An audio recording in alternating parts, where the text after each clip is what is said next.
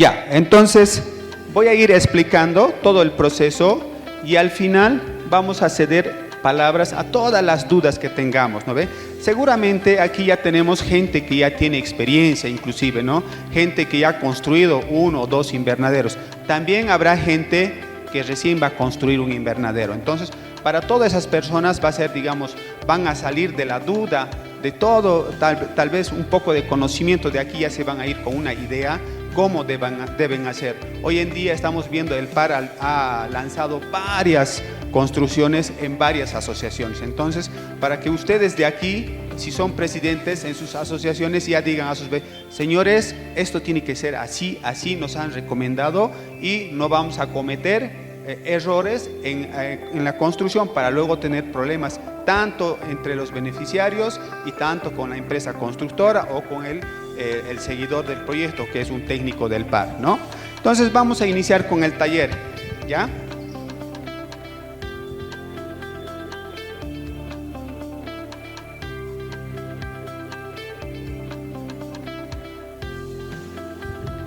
Ya, inicialmente, señores, para hacer el invernadero tenemos que todos tenemos un terreno donde ya hemos decidido construir un invernadero, ¿no ve?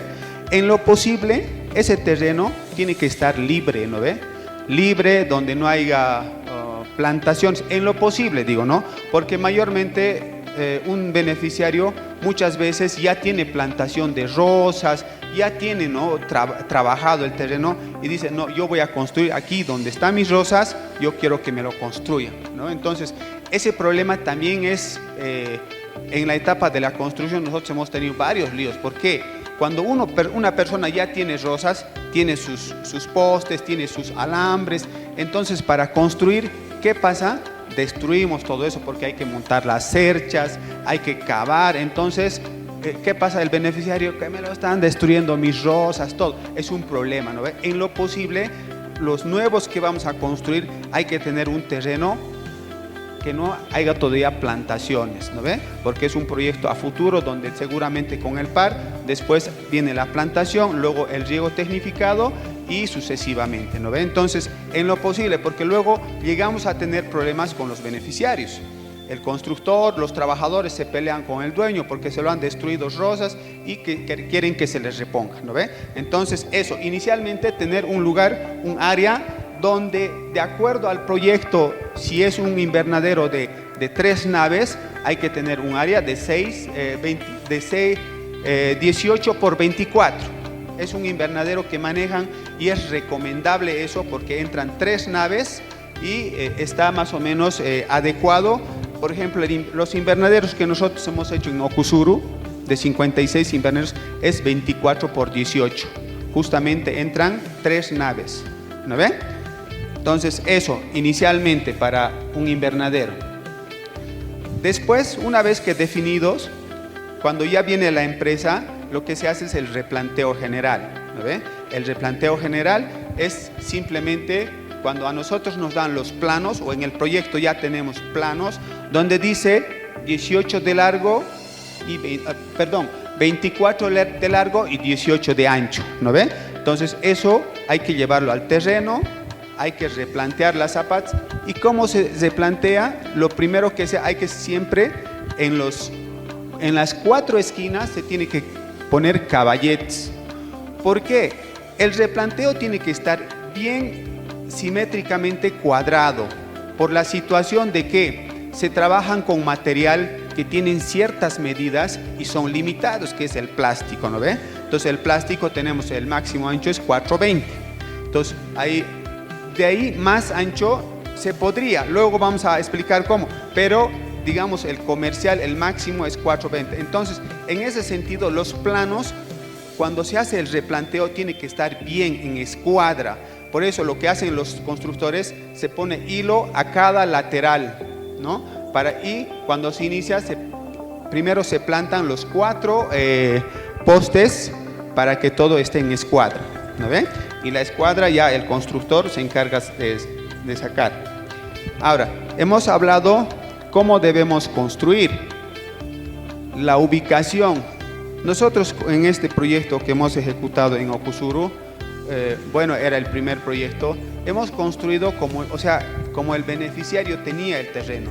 Si digamos, no importaba de qué lado sale el sol, o sea, si el frente estaba al lado del sol o el lateral, no interesaba. O sea, hemos metido como ya el beneficiario estaba definido. Pero, señores, es tan importante la ubicación del invernadero. Y les digo eso porque, a ver, por ejemplo, hay personas que se están dedicando a sembrar lechugas hidropónicas. En lo que es el sector de Vinto, mucha gente están colocando lechuga hidropónica, ¿no?, en tuberías dentro del invernadero. Hay otras personas, por ejemplo, aquí a la orilla del río que se dedican a lo que es al tomate, ¿no ve?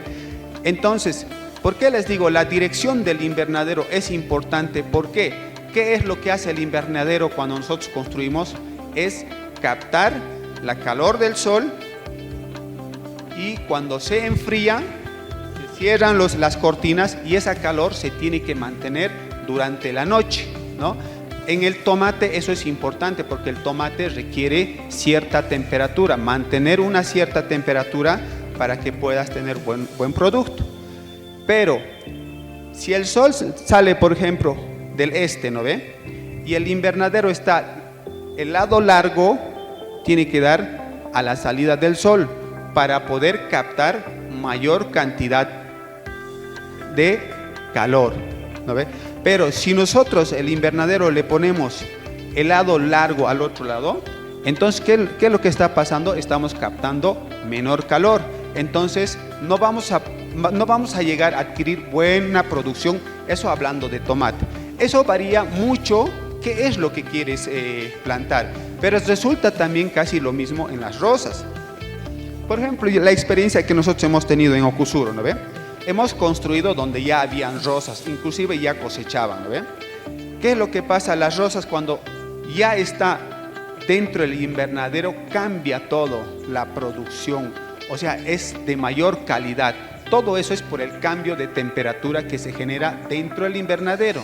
Y también eso depende del manejo de cada beneficiario, cómo lo hace el manejo, ¿no? Porque ustedes saben que el invernadero no es construir y dejarlo, ¿no?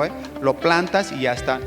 Es 24 horas hay que estar atendiendo, ¿no? Por ejemplo, las rosas, si no tienen que estar deshierbando, fumigando, regando. Y las cortinas, en la mañana siempre hay que abrirlos para la ventilación. Y en la noche hay que cesarlos. Ahora, cuando viene un viento fuerte, que hay, igual van y tienen que cesar. Es un constante de mantenimiento y atención a los invernaderos, ¿no? Eso por una parte, la ubicación es bien importante. Luego les voy a comentar cuando, por ejemplo, ahí ustedes ven ese largo, ¿no ve? Que es el mismo área, tanto el invernadero A y B y C tienen el mismo área. Entonces, lo que les decía, ¿no? Por ejemplo, la ubicación. Fíjense, ese invernadero es el que he hecho aquí en la asociación de Vinto. Eso tiene buena ubicación, los que están en la fotito, ¿no? Uno, que tienen una protección de atrás, son unos eucaliptos. Eso hace que proteja del viento.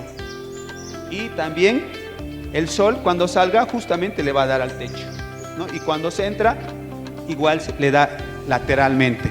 Entonces, eso es una buena ubicación, es un buen diseño adecuado. Pero si yo hiciera un invernadero del tipo A, es que estoy haciendo mal, ¿ya?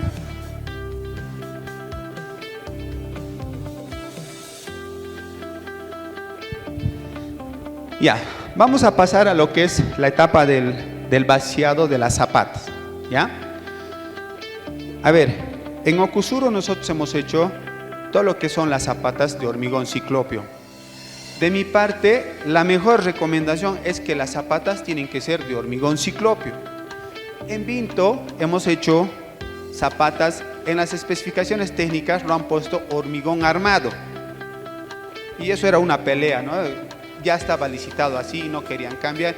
Yo les explicaba, el hormigón armado es cuando lleva armadura para construcciones, edificios, ¿no? Entonces está mal interpretado eso. Lo correcto tiene que ser hormigón ciclopio con piedras menudas, no tan grandes, porque las zapatas son secciones pequeñas, 40 por 40, son chiquitas, pero ayuda a la estabilidad de los postes. Ahora, tan importantes son esos dos fierritos que ustedes pues, son los angulares de 1,5 por 1/8.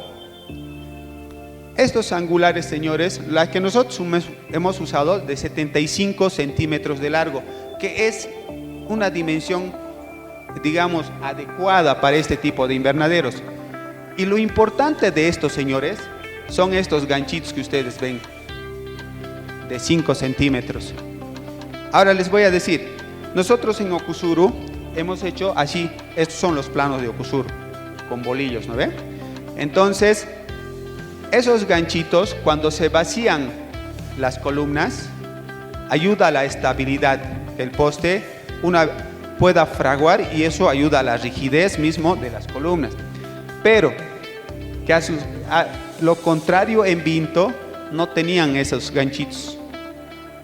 ¿Qué pasaba? Cuando nosotros hemos hecho el vaciado, tienes que esperar por lo menos que frague 1 día o 2 días, porque se mueve muy rápido. Y no nos han dejado utilizar piedra. Error grande, ¿no? Porque decían hormigón armado. Y no, piedra no me vas a poner. Entonces, en ningún... Pero era tan frágiles que cuando estamos montando las cerchas, esos postes se mueven muy fácil. Uno, porque no lleva piedra, y los ganchitos de lo que es el angular no tenía, ¿no? Entonces, cuán importante es que las zapatas lleven esos ganchitos, ¿ya? Otra cosa que debemos tener mucho en cuenta, hemos ido a ver nosotros un invernadero que se ha caído, que han hecho con un municipio de Sipe, ¿ya? Y hemos ido a evaluar más o menos por qué era lo que se ha caído, si era el viento o mal construido, ¿no? Y hemos ido a ver con técnicos del PAR también. ¿Sabes lo que ha pasado, señores? El poste viene aquí, el poste del bolillo, y aquí vienen 2 pernos de 3/8. De 3/8 muchas veces es por 6, por 7, depende del grosor del bolillo que tienes. Esta separación de perno a perno tiene que tener mínimamente por lo menos 15 centímetros de espacio, porque es lo que resiste o sea, es lo que le agarra al bolillo, ¿no? Entre los angulares. Y esos pernos tienen que llevar 2 arandelas, el cual ayuda a la resistencia a la rigidez. Pero lo que había pasado en ese invernadero que se cayó, estos pernos, señores, estaban muy juntas. ¿Y sabe lo que ha pasado? Aquí se ha roto. Entonces, como había mucho viento, entonces en esa parte se ha debilitado y el invernadero se ha caído a un lado, ¿no? Entonces, son detalles que hay que tener mucho en cuenta, que no parecen ser tan importantes, pero en realidad son importantes porque son, digamos, la parte que rigidiza y ayuda a la resistencia al invernadero, ¿ya? Entonces, esas cositas hay que tener en cuenta: hormigón ciclopio, angulares, la separación de los postes, ¿no? Y muchas veces ustedes aquí van a ver, por ejemplo, no se ve tan bien, algunos beneficiarios, estos son con bolillos de eucalipto. El beneficiario lo ha pasado con aceite sucio. Y aquí, si ustedes ven, es un vaciado no con formaleta, no con madera, es así como unas bolitas circulares, ¿no ve? Muchos beneficiarios prefieren esto y no cuadrado de 40 por 40, porque hay que encofrar. ¿Por qué? Porque como hay veces recién conforman sus camellones dentro del invernadero, eso les perjudica a ellos, ¿no? Entonces, por ejemplo, en Okusuru, en el proyecto era 40 por 40 cuadrados, pero muchos me han hecho hacer circular. No, que esto me perjudica, mi riego está al medio del camellón, me está tapando, ¿no ve? Entonces, eso hay que tener también en cuenta en la etapa de la elaboración del proyecto, ¿no? Entonces, cuando ustedes estén haciendo elaborar, eso hay que ver si vamos a hacer cuadrado o circular, ¿ya? Entonces, eso es, ¿no? En la parte de lo que es el hormigón ciclopio, el vaciado de las columnas siempre, el hormigón tiene que tener una cierta característica de acuerdo a las especificaciones técnicas. Y los bolillos, ¿no? Los bolillos de eucaliptos siempre hay que ver de que no contengan mucha agua, ¿no? El constructor, por ejemplo, yo también he aprendido. Yo me acuerdo que los primeros viajes yo traje de un lugar que los eucaliptos estaban a la orilla del río, ¿ya? había sido, por ejemplo, malo traer o colocar postes que estén a la orilla de un río donde hay una fuente de agua. ¿Por qué? Porque el eucalipto chupa harta agua. Entonces, cuando tú sacas, no esperas que el eucalipto se deshidrate totalmente. Se cosecha o se saca los postes y se trae y se empieza a armar. ¿Y qué pasa? Cuando ya colocamos los postes, empieza a perder agua y empieza a reventar el bolillo. Entonces, los mejores bolillos son del cerro, de Tiraque más que todo, ¿no? Yo después ya con la experiencia, porque he tenido que cambiar varios bolillos, ¿no? ¿Por qué? Porque empiezan a rajarse y justo donde está el perno se revienta y eso ya no ayuda a la resistencia, ¿ya?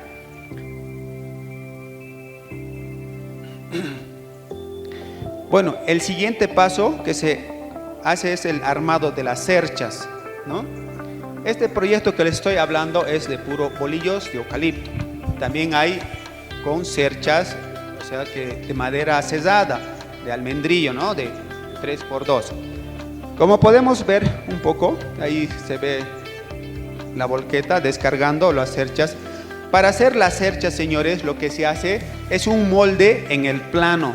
Digamos aquí, lo primero, se hace un molde de acuerdo al plano, con las dimensiones adecuadas. Mayormente se utiliza el de arriba, es de 4, 3,70 y el cortito de 3 metros. Entonces, con esas dimensiones se hace en el piso un moldecito y ahí se va armando todita las cerchas. Digamos que entran 24 cerchas, se arman las 24 cerchas con sus respectivos tonos. Y en las cerchas, por ejemplo, es importante, se utilizan los pernos carroceros, ¿ya? En las uniones se utiliza el perno de 6, ¿ya? Muchas veces a mí me ha pasado en un invernadero. ¿Qué pasa, no? No estás constantemente ahí con tu trabajador. La broca del taladro, que si utilizas perno de 6, tiene que tener con taladro de 6, porque hay también de 8. Muchas veces los trabajadores, ¿qué pasa? Le ponen con taladro de 8, para ellos es más fácil, ¿no? Y le ponen perno de 6. ¿Qué pasa? El perno baila, ¿no? Lo suben, la cercha, luego con el viento, toda la cercha se va aflojando. Entonces, todos los pernos que se deben utilizar son, inclusive cuando ponen a las cerchas, a golpe tiene que entrar, porque tiene que estar bien, o sea, rígido y firme, ¿no? No tiene que bailar nada. Por eso, en la construcción de las cerchas, eso hay que tener mucho cuidado. Y también en la unión de cercha con cercha se utilizan pernos hexagonales, no carroceros, ¿no ve? Y justo donde se unen dos cerchas se utilizan pernos hexagonales de 8, porque son dos cerchas que se van a unir en un punto, ¿no ve? Entonces, todos esos detalles, señores, hay que tener mucho cuidado. Una vez que se arman las cerchas, se debe colocar sí o sí lo que se llaman las ponchillas, ¿ya? Y esto es, digamos, en algunas licitaciones no toman en cuenta en sus cómputos métricos, ¿ya? Las ponchillas son algo que súper importante, son unos plastiquitos de 30 centímetros que se coloca encima de la cercha, a ambos lados, a toda la cercha, ¿no ven? Igual también a los postes. ¿Eso para qué es? ¿Ya? A pesar de que el plástico no va a chocar una parte, porque encima la viga va a ir el plástico, en realidad, pero con la fuerza del viento va chocando. En algún momento llega el plástico. Si no tiene esa ponchilla que se llama, el plástico llegaría a raspar con el bolillo. ¿Y qué pasa? El bolillo es filudo, todo, no es rígido, no es firme. Entonces el plástico se va a romper fácil, ¿no? Entonces las ponchillas sirven para eso, para que el plástico no se rompa con el movimiento del viento, ¿ya? Y también en los postes, en todos los postes alrededor, igual se colocan ponchillas de 30 centímetros. Todo que va a tener contacto con el plástico debe estar cubierto con la ponchilla.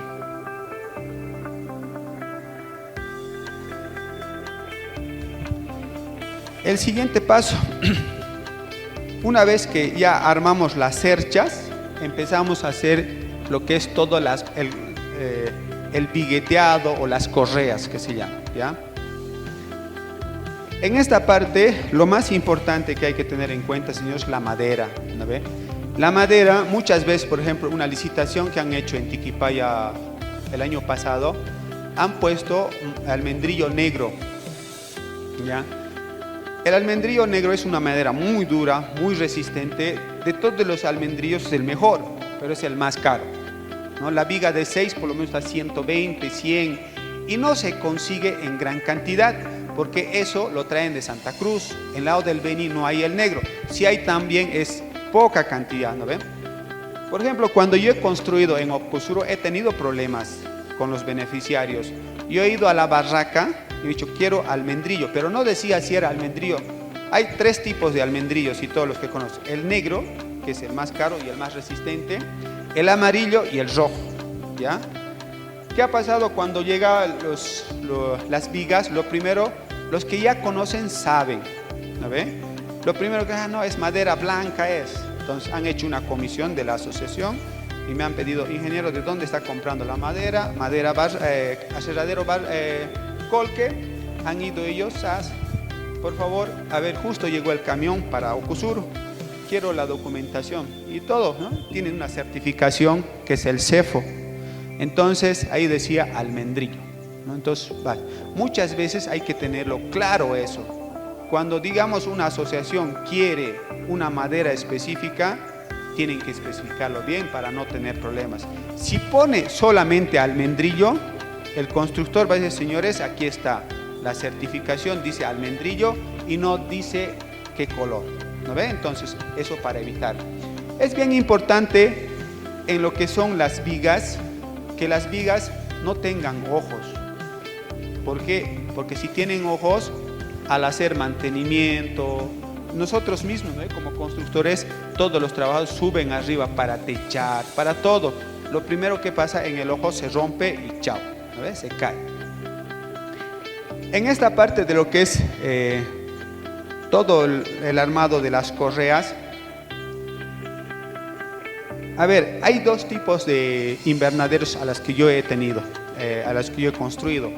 Las que tienen separación cada 3 metros, que es la de Ocusuro que yo he construido, y las separaciones cada 3,70, las que he hecho en Vinto, ¿ya?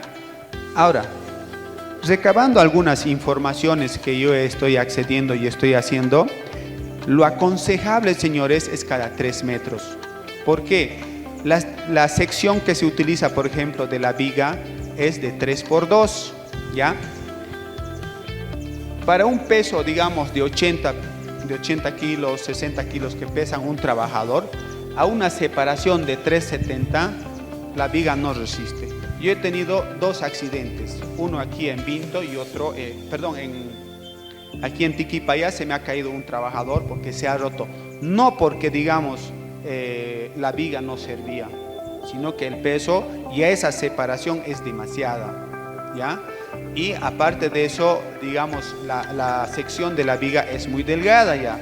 Entonces lo adecuado, los invernaderos que a futuro puedan hacer, la separación de poste a poste 3 metros. Para esas dimensiones de 3x2.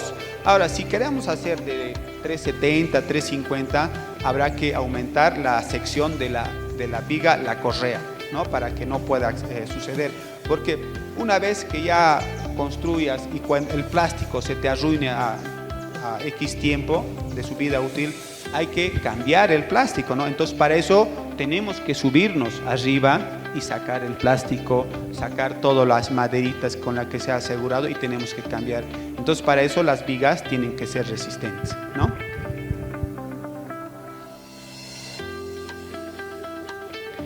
Bueno, el siguiente paso es el colocado del plástico, ¿ya? Aquí en la imagen se puede ver algo, cómo se hace el colocado. Primeramente, el constructor, de acuerdo a los planos que nos otorgan, hacemos el pedido del plástico. Y el plástico no se puede pedir, por ejemplo, 27.30, ¿no? El plástico, de acuerdo a la fabricación, utiliza números enteros, o sea, 18, 20, 30 metros de largo. No puedes pedir 30 metros con 30 centímetros, ¿no ve? Entonces, a nosotros cuando nos dan los planos sabemos qué tipo de plástico y con qué ancho para cada medida, tanto para los techos, que se llaman todo lo que se ve en la parte superior, la cubierta, todo lo que son los frontales, los cerramientos laterales y frontales, y hay una parte que se llaman dicen las culatas o los triángulos, como se ve acá. Estos son los triangulitos, ¿ya? Que eso también se saca de un plástico recto, desperdiciando una gran parte porque hay que cortar triangularmente, ¿no ve? El manejo el plástico hay que tener mucho cuidado desde el manejo, ¿no? Desde que uno viene a recoger el plástico hay que cuidarlo porque es delicado, ¿no ve? No puedes estar con espinos, algo filoso. Otro, el plástico no te lo va a cortar pues así cabalito para tus invernaderos.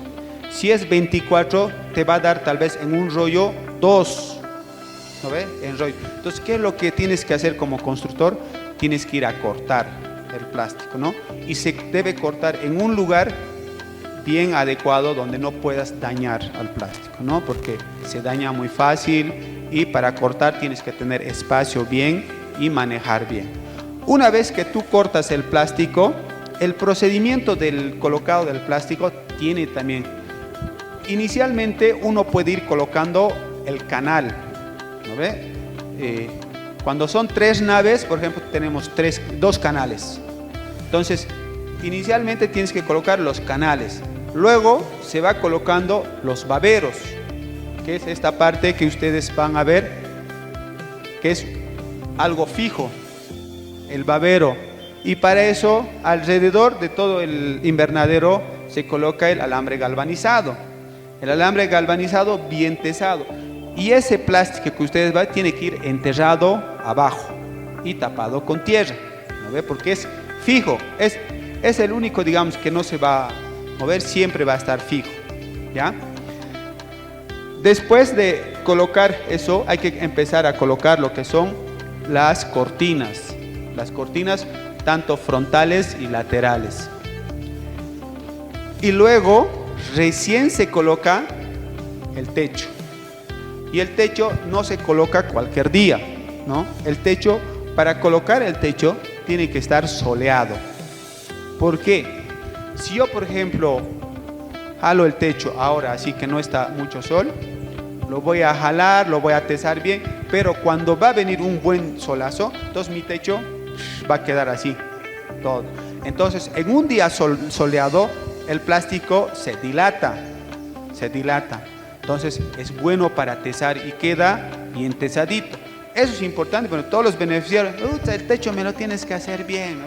Lo primero que te encargo. Y aparte de eso, el techo se asegura en un lado con las ripas, con las varillas, y se va jalando con calma, ¿no ve? Y cuando llegas al otro lado tienes que jalar con un tecle, ¿no? El tecle se clava a un costado y vas tecleando hasta cierta parte, tampoco es estirarlo todo. Ahí el techo queda tesadito, ¿ya? Entonces ese es el procedimiento de hacer el techo. Ahora, hay algunas cosas que no debemos hacer en lo que son los techos. Ahorita les voy a... Aquí, por ejemplo, ustedes van a ver en esta imagen, fíjense esto. No es una nave normal. Eso se llama una media agua, ¿ya? ¿Qué sucede con esto? ¿Por qué hacemos? Si en el proyecto te dicen de 3 naves, ¿y por qué hay eso? Porque muchas veces el área al beneficiario le falta. Y con esa media agua completamos, digamos, el área que, digamos, dicen el proyecto de 432 metros cuadrados. Entonces el beneficiario, no, por favor, ingeniero, esito más, hágamelo con eso, ya. Y como constructor uno tiene que cumplir con el área indicado. Y tú accedes pues a hacer esas cosas, ¿no ve? Pero luego vienen problemas que luego los voy a explicar.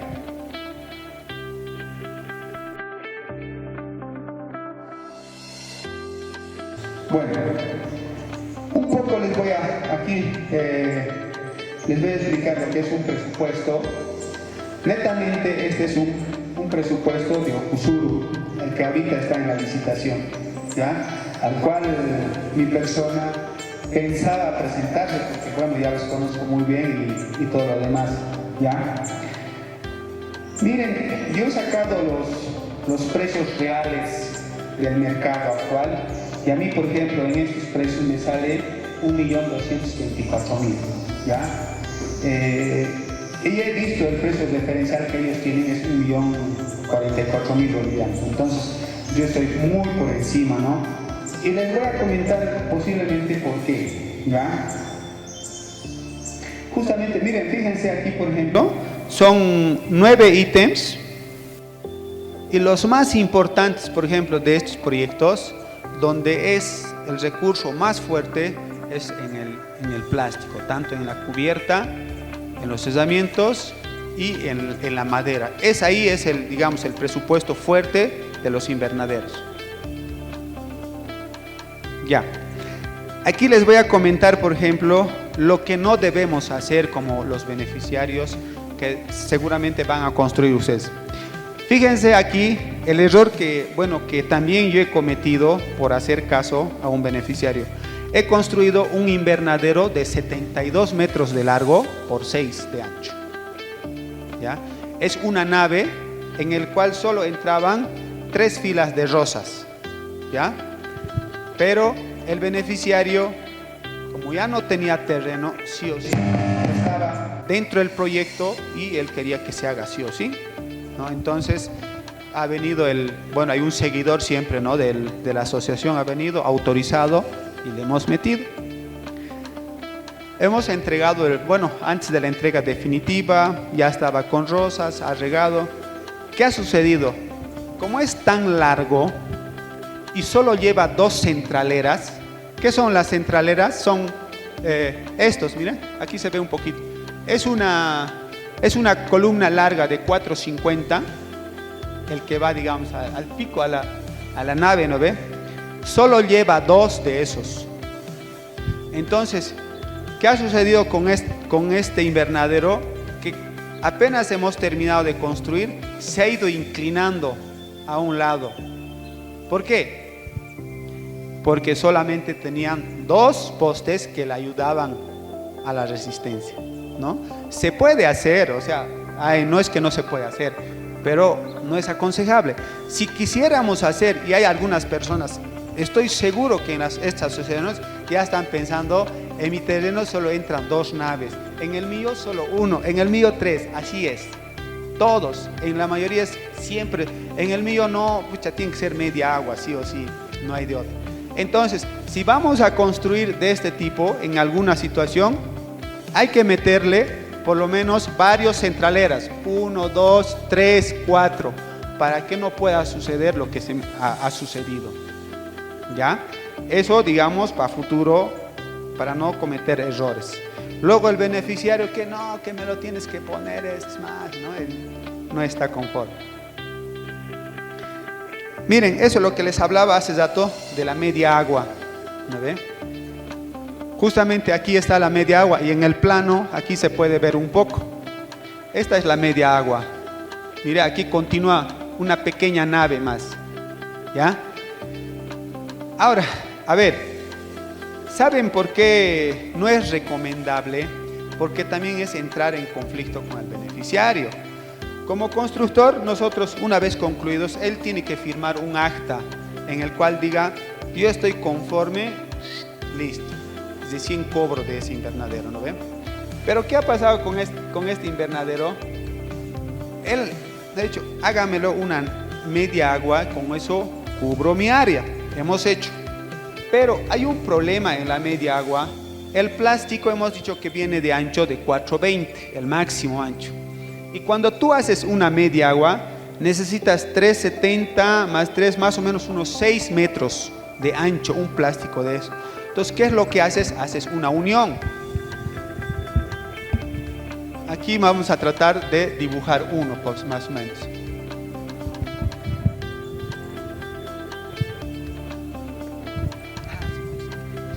A ver, vamos a tratar de hacer una media agua y cuál es el problema de esa media agua.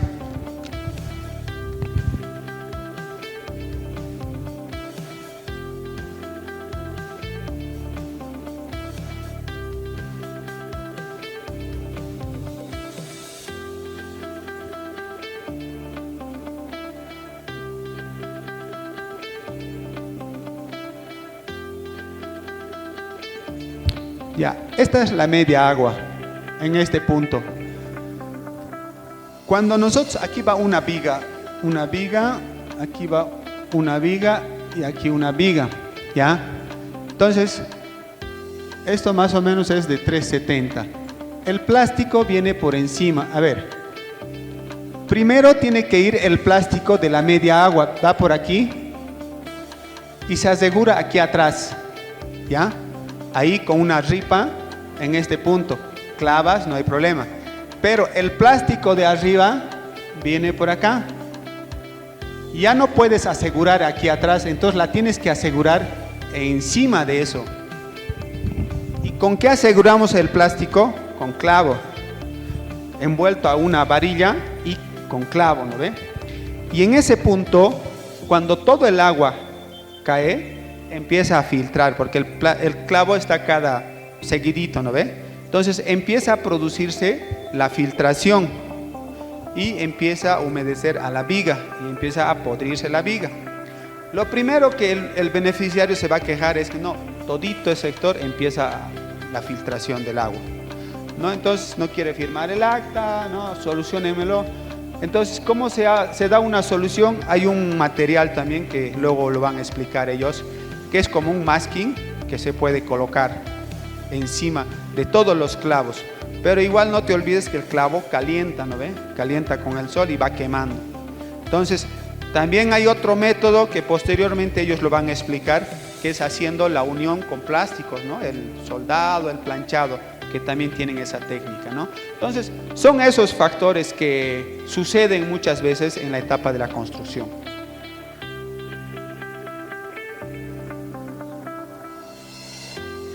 Bueno, les voy a explicar un poquito sobre lo que hace rato les hablaba, ¿no ve?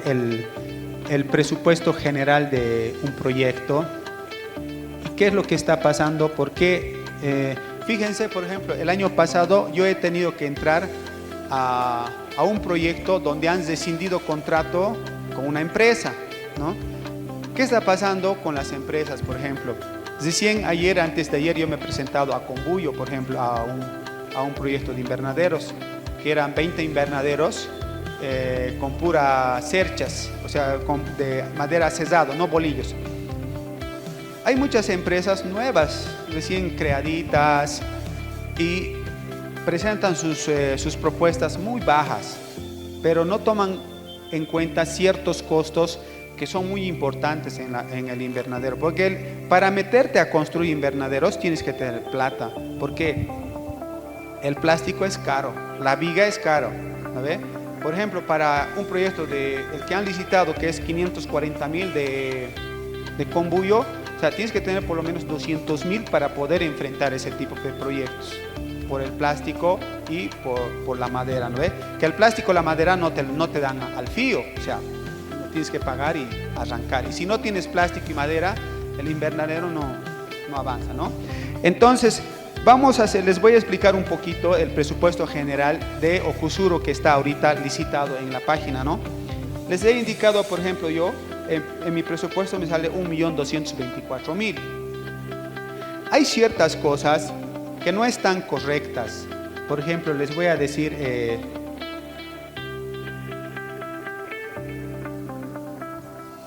aquí se ve un poco. Fíjense, señores, aquí, ellos ponen en la licitación, esos son todos los ítems que ustedes pueden ver, ¿no ve? Es el mismo proyecto que yo he ejecutado, es el mismo, netamente el mismo, los mismos metros cuadrados, todo.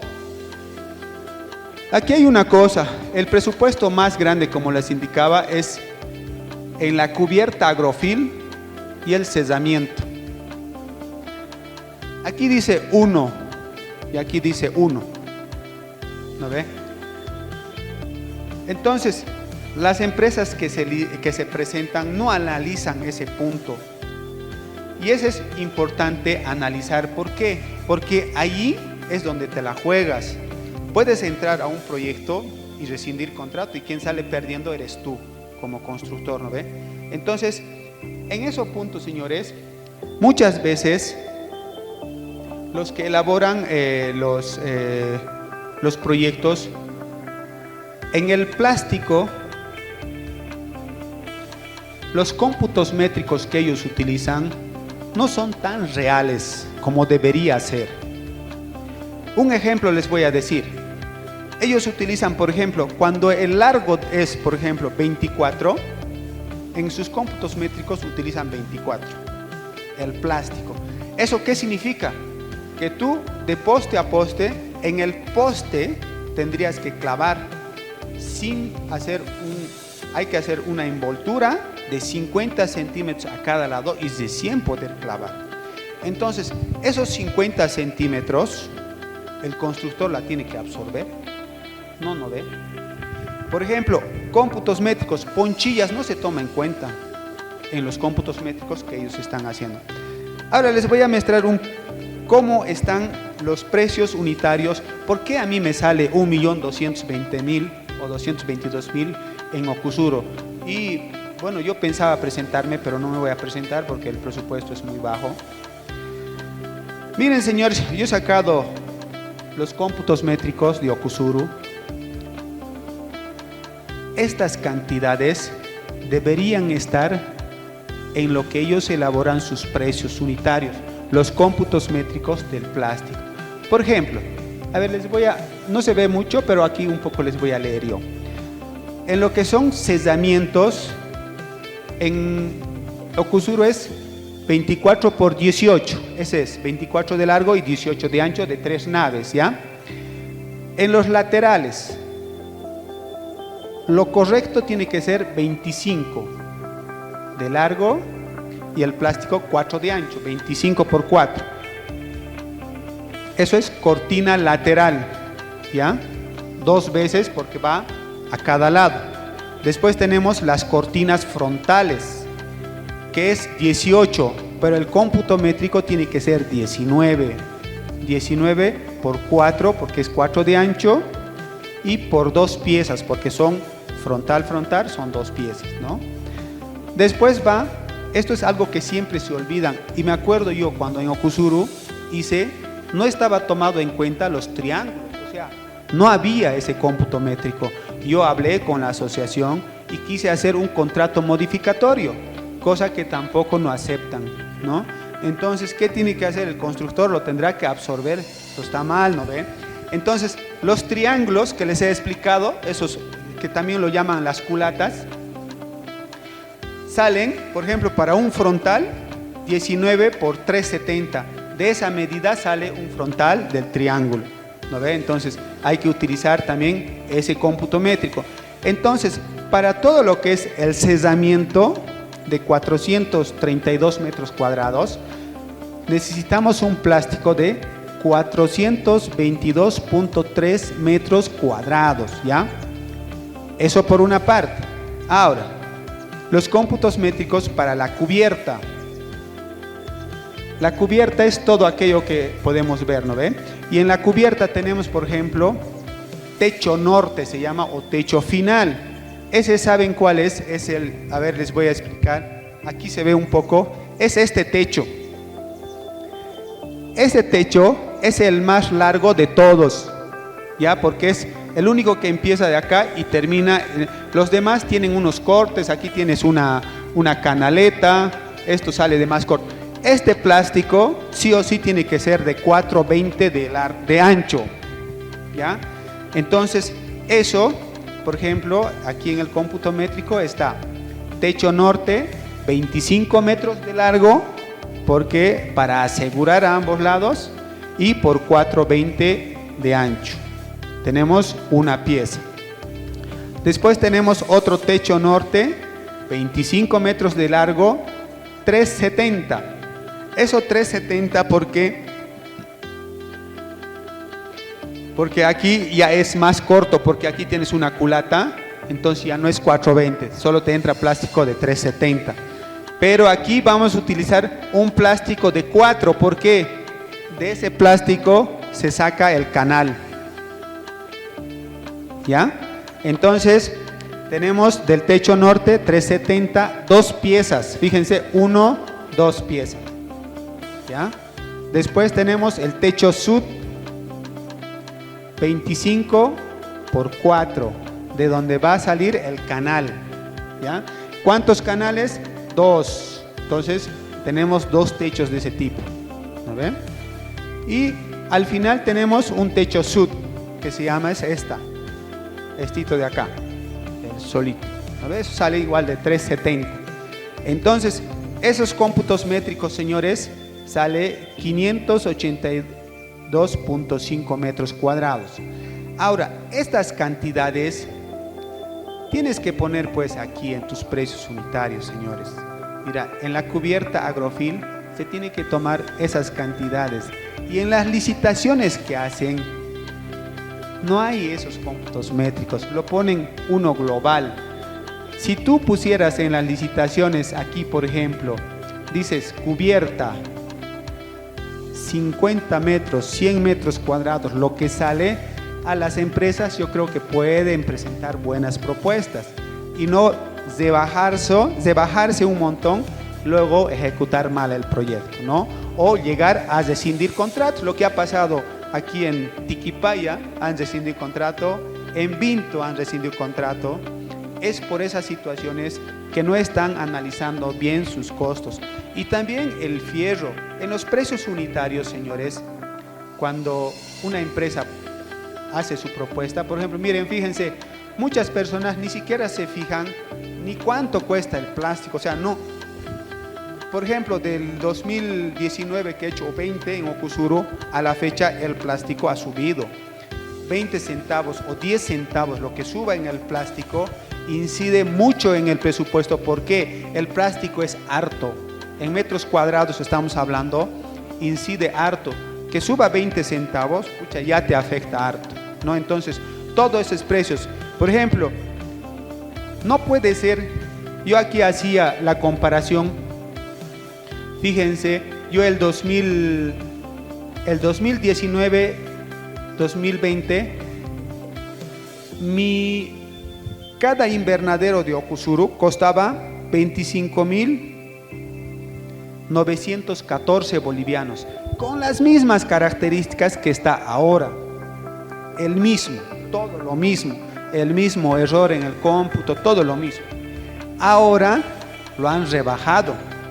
¿Eso qué significa? Pues, o sea, si el 2019, el invernadero donde casi yo he perdido, casi no he ganado nada, costaba 25.000 y ahora cuesta 23.000, significa que algún material ha rebajado, ¿no ve? ¿Por qué puede costar más barato? La única explicación es eso. Entonces, por esas situaciones, señores, yo me doy cuenta que hay algunos errores en la elaboración del proyecto, ¿no? Más que todo yo veo en los cómputos métricos y en la actualización de los precios. A ver, otro material que incide harto es el angular. A cada invernadero, señores, entra como 10 angulares. El 2019, cuando yo he ejecutado, a 83 bolivianos costaba la barra del angular, que era el más barato de Salqui, el peruano. Ahora ustedes que van a construir, dense una vueltita y van a preguntar que vale por lo menos 110, 120, 90 en Salqui pueden pillar. Entonces, esos precios se tiene que actualizar. Cuando uno elabora el presupuesto general, en los precios unitarios hay que actualizar esos precios. En la cuerda Perlón, por ejemplo, valía 200 pesos el rollo. Ahora vale 300, ¿no ve? Y entra harto, son 3 rollos a cada invernadero, ¿no? Entonces, otra cosa que también me he olvidado decirles es que lo recomendable es la cuerda Perlón. ¿Por qué? Porque no calienta y no corta como la goma. Muchos invernaderos anteriores habían hecho con goma, ¿no ve? O sea, lo que me refiero para la cortina, para el manejo de la cortina. Entonces, recomendable siempre cuerda Perlón. Bueno, eso, señores, lo que les hacía una comparación un poco de los precios y espero que les haya servido un poco para que ustedes, los que están enfrentando recién los proyectos de invernaderos, puedan tener ya alguna idea, mejora y no cometan errores como digamos de las que yo les he hablado, ¿no? Y al constructor estén obligando a medias aguas, que todo eso. Otra cosita también, una foto les voy a mostrar, es sobre el colocado de los angulares. Aquí, por ejemplo, esta fotito. No se ve mucho, pero a ver, cuando nosotros, por ejemplo, allá voy a hacer un croquis para que se pueda ver un poco, ¿ya?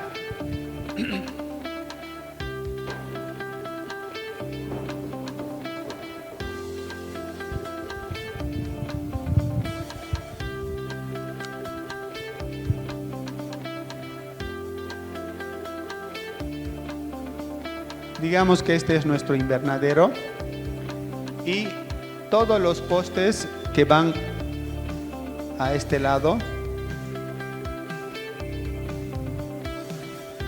Hay una cosa que aquí muchos lo han cometido, el error.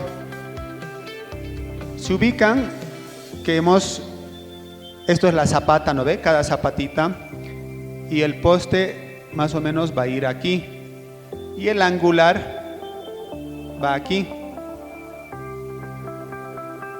Este angular, cuando son los postes laterales, no se debe colocar a este lado, sino en sentido a este otro lado. ¿Por qué? Aquí viene el plástico y si colocamos el angular a este lado, lo va cortando con el viento, lo va cortando. Entonces siempre, eso hay que recomendar cuando uno está construyendo, que el angular no vaya a este lado, tiene que ir en este sentido, al lado de que no tenga contacto con el plástico, ¿no? Muchas veces, pero cuando ya se olvidan, la otra solución es envolverle con el agrofil mismo para que no lo corte al plástico ahí por el movimiento del viento. Entonces, muchas gracias, señores. Espero que les haya servido de algo para todos ustedes, para que puedan replicar a sus beneficiarios, ¿no? Entonces...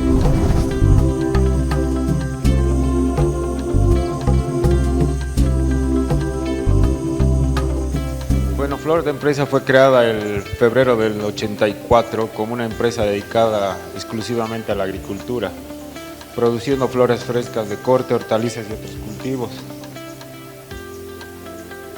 Por la experiencia de casi 2 décadas en el uso de plásticos para invernaderos, en el año 2002, Flor de Empresa cambia de giro comercial a una actividad industrial y empieza la producción de agrofilm para cubiertas de invernaderos y carpas solares. Ahora, por el momento, Flor de Empresa solamente se dedica a la actividad industrial, ya no producimos ningún tipo de cultivos agrícolas. De acuerdo a la experiencia y estudios de mercado, fabricamos el agrofilm con las características técnicas y específicas para el uso agrícola.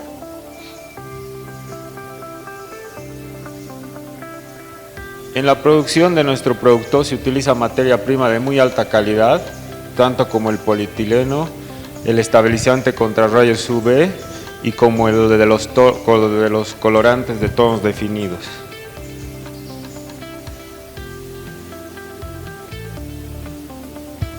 Bueno, las medidas estándar que utilizamos son de 4 metros de ancho por 50 de largo, en el agrofilm ligeramente amarillo, en el de 200 y el de 250 micrones.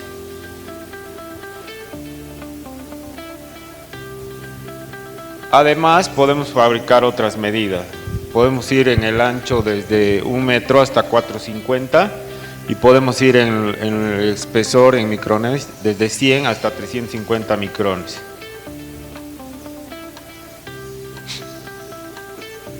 Bueno, andamos en proceso de trámite para certificar nuestros procesos.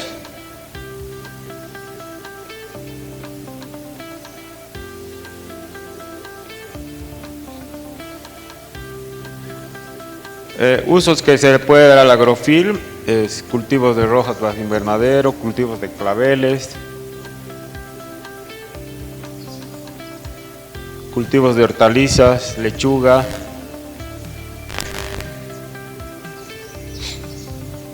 para la construcción de carpas solares.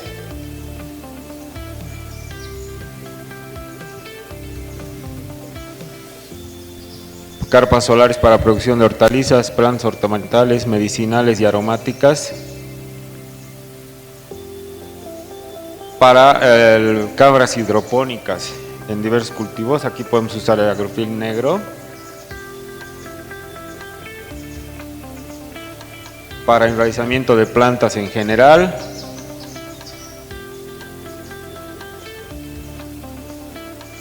Bueno, para la construcción de las canaletas.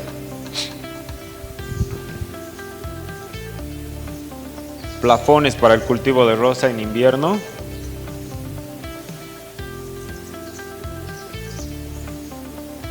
Para túneles.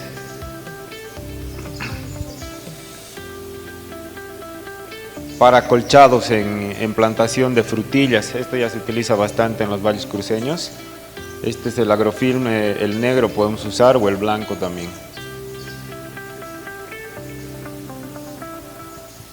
Solarización y desinfección de suelos. Para el revestimiento de estanques de agua de riego, ahí usamos el agrofilm negro, el de 300 y el de 350 micrones. Para elaboración de compost y ensilajes.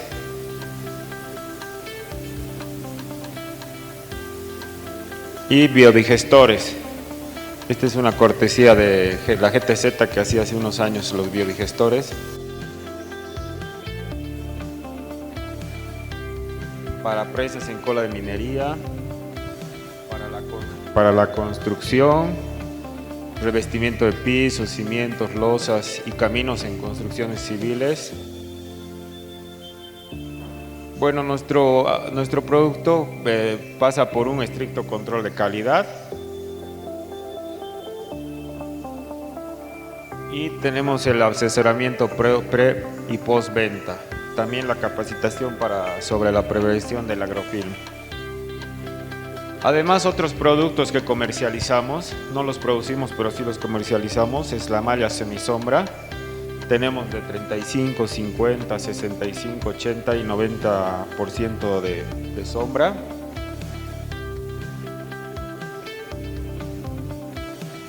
Malla antigranizo. Tenemos también malla antiáfidos, manta térmica, ahora que viene el invierno para algunos cultivos. Tenemos la malla plástica para cosecha de flores. Tenemos las bolsas para almácigo de plantines. Tenemos la cinta de sujeción. Tenemos malla antipájaro. Tenemos mallas para tutorado, para cultivos de clavel. Tenemos cinta gareta para tutorado de tomate.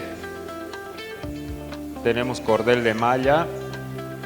Tenemos el parche alubán. Este funciona bien para soldaduras cuando se hace el cubrimiento de estanques. La tela teflón, esto para hacer la unión de plásticos. En un momento les vamos a dar una demostración de cómo se hace la unión. Tenemos el tape, el pegamento para el agrofilm. Este también tiene protección UV. Y bueno, nuestra dirección, nuestros contactos, nuestros correos